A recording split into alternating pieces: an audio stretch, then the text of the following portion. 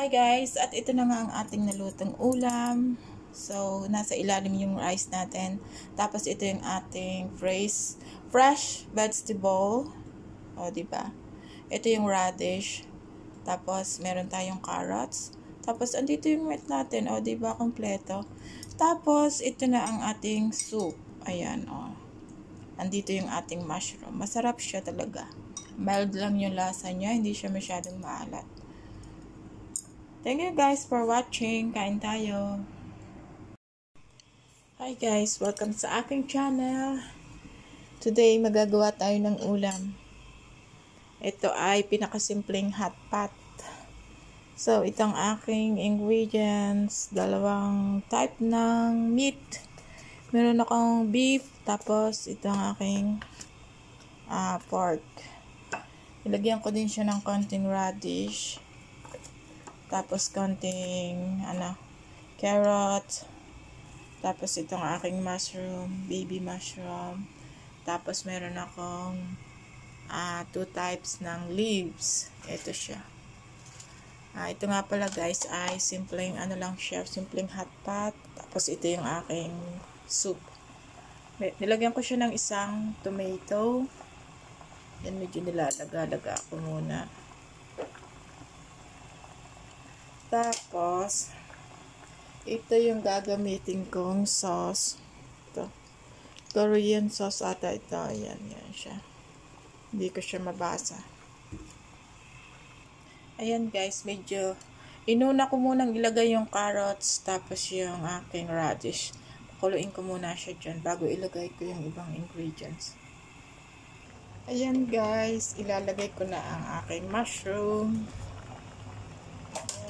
Tapos pakuluin muna natin bago siya natin ilagay yung ibang meat. Tapos yung ating 2 types ng vegetable. Ayan. Tapos, saka natin siya lagyan ng sauce. Ayan guys. Ilagyan na natin siya ng Japanese sauce. So, medyo manamis-namis siya. So, kahit maraming mailagay, okay lang. Ayan. Dagdagan pa natin. Ayan, nagkakulay na ang ating soup. Ayan, pakuluin pa na natin ng maayos. Ayan, tapos ilalagay na natin ang ating meat. Maninipis lang yung ating meat. So, hindi ko masyadong malaya. Dito sa gilid. Ayan. Tapos, makakabuo na tayo ng hot pot. Ito pa. So, ang ganda ng niya, lagay niya sa carton. Good for 2 lang pala ito guys. Kami lang ng alaga ko ang kakain ito. Kaya, ang dami. Pero okay lang kasi naman siyang kumain. Malakas naman siyang kumain. Pati ako. Ayan, pakulo-kuloin muna natin. Tapos, saka natin ilalagay ang ating vegetable. Itong vegetable na green. Ayan.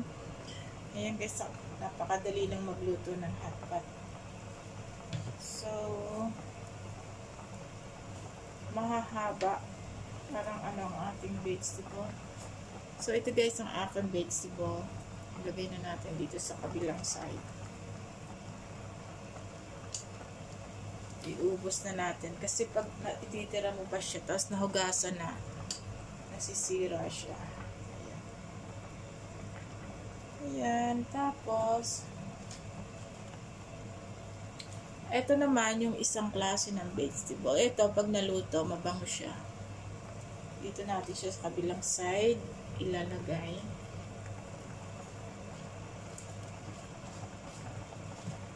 So, ganyan. So, masyadong madami. Parang hindi ko iubos yung ating gulay. Yan. Almost done na ang ating ulam. Bali, ito lang ang aming ulam. Solo lang siya. Kasi dalawa lang kaming kakain ni baby boy.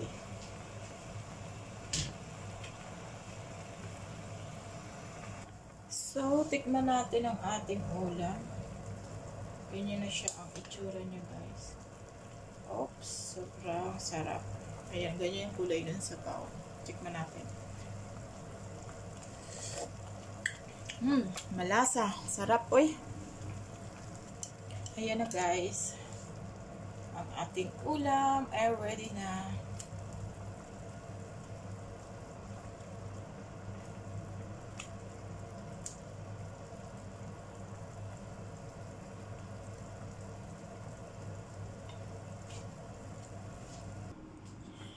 Hi guys, at ito na nga ang ating nalutong ulam. So, nasa ilalim yung rice natin. Tapos ito yung ating fresh vegetable. O, diba? Ito yung radish. Tapos, meron tayong carrots. Tapos, andito yung meat natin. O, diba? Kompleto. Tapos, ito na ang ating soup. Ayan, o. Andito yung ating mushroom. Masarap siya talaga. Mild lang yung lasa niya. Hindi siya masyadong maalat.